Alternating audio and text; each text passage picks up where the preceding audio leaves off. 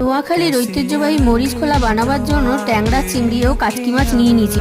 প্রথমত আমি কুচনো টমেটো, পেঁয়াজ, রসুন, আদা, কাঁচা লঙ্কা, পরিমাণ মতো নুন, হলুদ, লঙ্কা গুঁড়ো, ভাজা জিরের গুঁড়ো দিয়ে 1 কাপ সর্ষের তেল দিয়ে ভালো করে হাত দিয়ে মিক্স করে নিয়েছি। মাছগুলো পরিমাণ মতো নুন, হলুদ দিয়ে ম্যারিনেট করে মেখে রাখা মশলার সঙ্গে মিক্স করে নিতে হবে। এরপর মাছ ও মশলার মিশ্রণটি কলাপাতায় দিয়ে কলাপাতা চারপাশ দিয়ে ভালো করে মুড়ে সুতো দিয়ে বেঁধে নিতে হবে। আমি এখানে 3 ধরনের মাছ নিয়েছি, আপনারা ছোট বড় অনেক ধরনের মাছ নিতে পারেন। কড়াইয়ে স্টিমার সেট করে মোড়ানো কলাপাতা বসিয়ে ঢাকা দিয়ে 45 মিনিট কুক হতে দিতে হবে। মাঝে মধ্যে কলাপাতা 2-3 বার উল্টে পাল্টে দিতে হবে। এবার কলাপাতার মোড়ক খুলে ধনেপাতা ছড়িয়ে দিলেই নোয়াখালীর ঐতিহ্যবাহী রেসিপি রেডি।